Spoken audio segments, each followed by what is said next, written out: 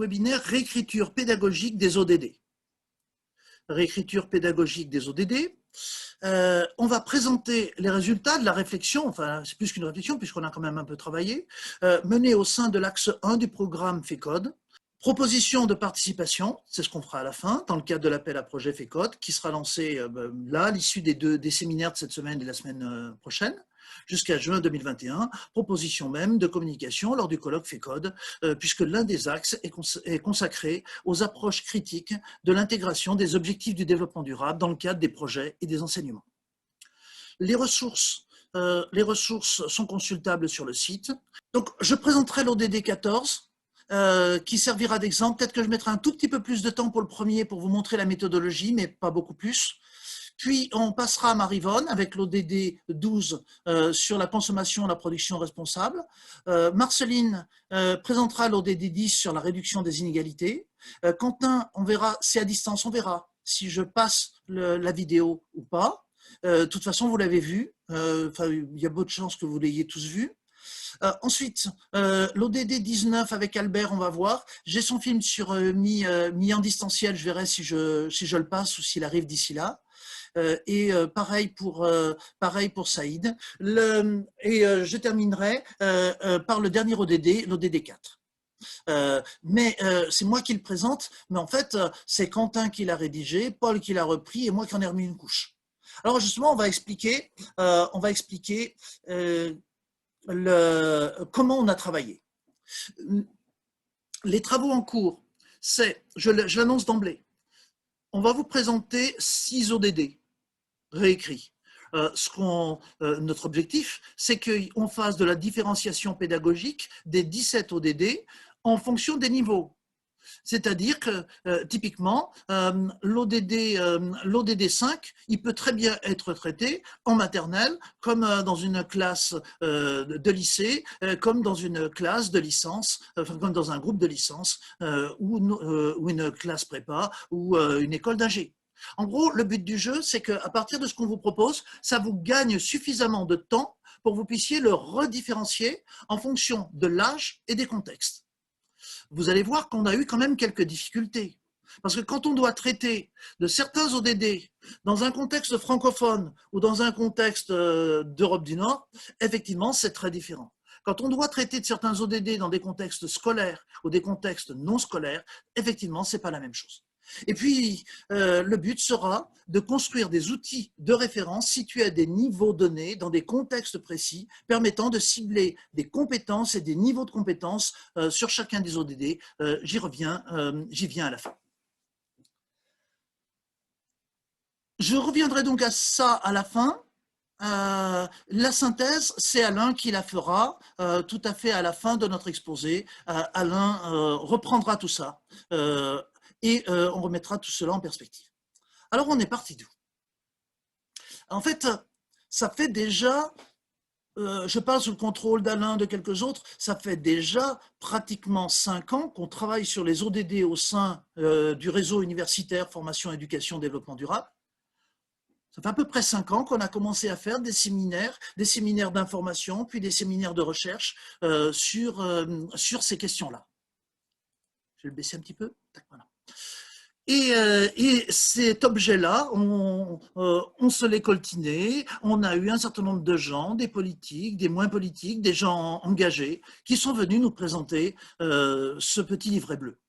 Je pense que vous connaissez tous ce petit livret bleu. Ce petit livret bleu, c'est celui-là, avec toutes les pages qui vont à l'intérieur. C'est marrant parce que je disparais quand je fais ça. Bon.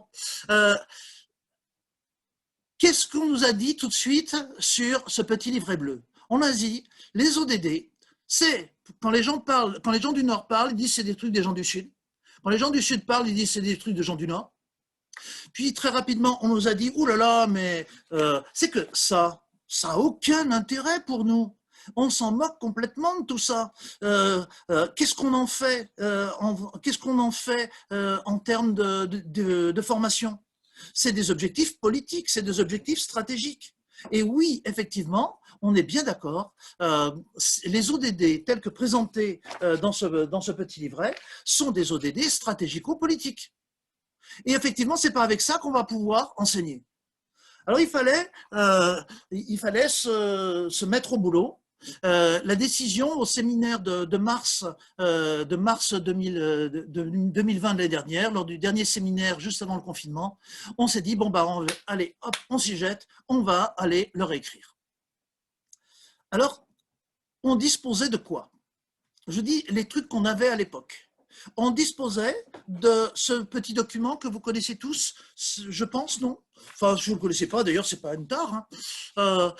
On disposait de ce petit document, l'éducation en vue des objectifs du développement durable, c'est fait par l'UNESCO. Globalement, voilà comment on nous présente l'histoire. La vie aquatique, ils ont choisi d'orienter ça avec les objectifs d'apprentissage cognitif, les objectifs d'apprentissage socio-émotionnel, les objectifs d'apprentissage comportementaux. Alors, il y a deux choses qui font que ça ne pouvait pas être notre objet. La première chose, c'est qu'ils n'avaient pas le même cadre de lecture. En gros, leur cadre de lecture ne correspondait pas au nôtre. Nous ne voulions pas faire un truc en connaissance, ni en capacité. Nous voulions faire quelque chose qui soit en compétence.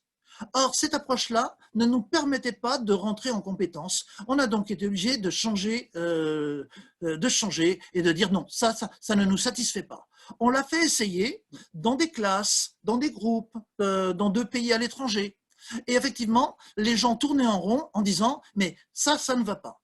On avait un deuxième problème, c'est que tout ce qui est écrit là, c'est écrit en fonction de l'élève. L'élève. Et c'est normal, c'est fait par le groupe de personnes qui a travaillé, c'est centré sur ce public-là.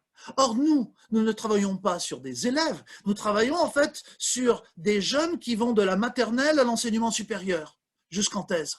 Donc, le libellé, la cible qui avait été prise dans ce petit livret, qui est pas mal fait, hein, on est d'accord, la cible n'était pas notre cible. L'approche qui n'était pas une véritable approche compétence, mais était plutôt une approche capacité, ne nous convenait pas non plus.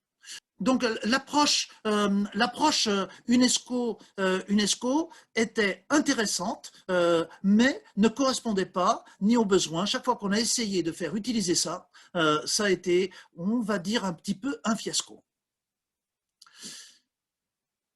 Alors on disposait de ça.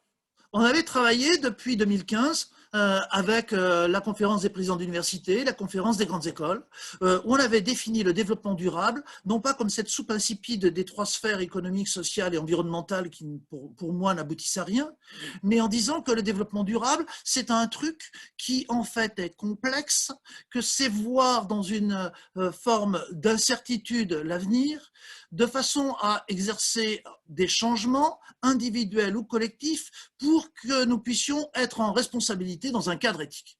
Voilà fondamentalement la définition que nous avions dans notre cadre, la définition que nous avions sur la question de développement durable. On n'était donc pas du tout sur la vision des 3 sphères. Je suis très critique à titre personnel, mais je ne suis pas le seul à être très critique sur ce schéma. Voilà donc le cadre qu'on avait, mais ce cadre, il faut qu'on soit clair, il n'était absolument pas opérationnel. Il n'était absolument pas opérationnel parce que c'est bien beau de dire qu'il faut changer, c'est bien beau de dire qu'il faut avoir une vision systémique, mais la majeure partie des gens normaux se posent la question de savoir comment on fait. Alors on a procédé par étapes. De là à ce que je vous montre aujourd'hui, il y a 4 ans. 4 ans, c'est le travail nécessaire pour élaborer les outils, la réflexion, faire les expérimentations. Chaque fois qu'on a un schéma conceptuel, faut le mettre en œuvre, il faut voir s'il est fonctionnel ou s'il pose plus de problèmes qu'il n'en résout. Il y a 2 ans déjà, on est arrivé à peu près à ça. C'est-à-dire dire que la vision systémique peut correspondre à un certain nombre. Alors, la vision systémique, ça va correspondre à ce qu'on va appeler des métacompétences. Cette métacompétence systémique peut se décomposer en un certain nombre de compétences: vision holistique, pensée complexe, problématisation, esprit critique, culture scientifique et humaniste. La vision prospective, la métacompétence prospective, peut elle-même se décomposer en un certain nombre de compétences. Idem pour la vision changement, idem pour la vision responsabilité, éthique et pour la vision collective, où on a pu définir un certain nombre de compétences. Vous ferez attention, dans le document qui est là, dans le document que je vous ai d'ailleurs envoyé hier, pour des raisons de place, on n'a pas pu faire apparaître la compétence formulée comme une compétence. Parfois, on n'a fait apparaître que l'idée. Il nous semblait indispensable qu'on puisse, dès le début, sur cet ensemble de métacompétences et de compétences, pouvoir donner un certain nombre de niveaux d'apprentissage. De A, c'est acquis, de A, c'est parfaitement maîtrisé, à D, il y a encore du boulot. Voilà donc le schéma qui était fonctionnel sans avoir les outils pour aller jusqu'au bout. Ça, c'était fonctionnel déjà depuis à peu près 2 ans. Depuis 2 ans, on est passé à la suite. Par le biais de questionnements, compétences systémiques, j'ai pris cet exemple-là, ou compétences prospectives, quelques questions qui nous amènent à élaborer un certain nombre de choses en aval. Je m'explique. La vision, en jaune, c'est la vision systémique. La vision systémique, peut-être, c'est très artificiel, j'en conviens. La vision systémique peut être logiquement décomposée en 5 compétences. Holistique, complexité, problématisation, esprit critique, le lien entre culture scientifique et humaniste. Voilà 5 compétences dans la métacompétence ici. Et puis, il fallait se donner un certain nombre de critères pour savoir si on un peu plus grand, c'est possible. La pensée complexe. De ce fait, on est passé des compétences aux critères. Mais, alors voilà, bien sûr, vous commencez à voir que le tableau commence à s'étoffer. Ça devient presque confus, ça devient même relativement confus, d'où la nécessité de mettre un petit peu d'ordre. Donc, métacompétences dans les différentes couleurs, compétences en aval, et les critères qui sont là. Si vous travaillez là-dessus, vous rajouterez des critères, vous rajouterez des compétences, vous en hiérarchiserez d'autres de d'autres façons. Bon, il y a à peu près 2 ans de boulot là derrière, ça ne veut pas dire que le travail soit fini. Et donc, nous sommes passés des métacompétences aux compétences, des compétences aux critères. Maintenant, il restait quand même un travail, ce n'est pas le plus marrant, c'était de passer des critères aux indicateurs. Et donc, on s'est pris pour la vision holistique, on s'est pris les 2 critères, on a travaillé un peu là-dessus, on a fait 2-3 expérimentations, et puis on prend pour la vision holistique 2 critères et on définit un certain nombre de niveaux d'acquisition de débutants à experts. On peut toujours discuter ça, vous allez voir, c'est logique que ce soit discuté et discutable. On l'a fait pour l'ensemble des différentes compétences. La capacité à voir les phénomènes dans l'espace, la capacité à les voir dans le temps, la capacité à voir l'incertitude dans la perspective, l'incertitude dans la prospective, etc. Tout ça, maintenant, on l'a. Et maintenant, on va passer justement à la réécriture des 17 ODD. Voilà les cadres historiques et les cadres conceptuels qu'il était nécessaire que vous ayez là-dessus. Si ce que je viens de raconter là, vous n'avez pas tout capté, vous n'avez pas tout maîtrisé dans les moindres détails, c'est d'ailleurs ce qu'on refait mercredi de la semaine prochaine dans les outils FECODE. Donc on le reprend dans la partie outils FECODE en allant un tout petit peu plus lentement que cela. Alors, on va repartir de comment on a fait pour vous produire les ODD que vous avez reçus. Pour le produire, on a commencé par faire un petit groupe d'une 20aine de personnes. On s'est débrouillé pour qu'on ait peut-être pas autant de gens du Sud, mais quand même plus d'un tiers de collègues du Sud. On se fait presque moitié-moitié, de gens du Sud et de gens du Nord. C'est la force du FECODE, du RUNIFED, que justement d'être capable de mélanger des gens qui sont dans des mondes parfois un peu différents. À savoir, on a mélangé les visions du Nord, les visions du Sud, on a mélangé des visions d'universitaires, pures et dures, ou pas forcément, d'enseignants scolaires, de collègues associatifs. C'est à ce titre d'ailleurs que les présentations dans un moment vont être faites par des collègues qui sont issus d'absolument toutes ces sphères. On a réuni un petit groupe de travail, on s'est mis d'accord sur une méthodologie et on ne voulait pas cadrer la méthodologie, on voulait faire de la créativité. Et donc, la première question, elle a été envoyée aux 20 personnes, c'était « Tu vas me raconter ce qui te semble plus important en termes d'objectifs pédagogiques, mais de façon large. » Ce qu'on appelle des objectifs pédagogiques. Ça va être aussi bien des savoirs, des compétences, des attitudes, ça va être tout un tas de choses. Peu importe, tu vas mettre ce qui te semble le plus important. Et à partir de ça, vous devinez le travail, pour chacun des 17 ODD, l'ensemble des personnes a émis un avis. Alors, pas forcément toujours sur les 17, mais sur 3, 4, 5 pour certains et les 17 pour les autres. Alors, donc, dans un premier temps, tout le monde s'exprime sur ce qui semblait important. Alors, je ne vous dis pas, 17 ODD fois 20 personnes, ça faisait quelques pages. On s'est réparti le travail et effectivement, certains d'entre nous avons fait simplement un travail de synthèse. On a remis tout ça ensemble sans en perdre une miette. On a remis toutes les idées et puis on a commencé à trier les idées, à les remettre ensemble en essayant de les regrouper par item. Ça, c'est de la connaissance. Ça, c'est plutôt de la compétence. Ça, c'est ci. Ça, c'est ça. Donc, on est passé d'un gros tableau confus, chacun d'entre nous. Je ne vous dis pas le nombre d'heures passées quand même pour arriver à faire ça. On y a passé un petit moment. Ce n'est pas la partie la plus marrante, mais c'était indispensable. Puis, une fois qu'on a résumé ça, on a commencé à en faire des synthèses et on est tombé en général sur des synthèses qui faisaient une douzaine de pages, entre 7 et 14 pages. Avec des choses qui étaient trop dans le détail, des choses qui étaient trop des savoirs indigènes. Et on s'est dit, bon, maintenant, comment on fait comment on fait pour présenter ça? Parce que pour présenter ça, il faut absolument qu'on ait un cadre de lecture.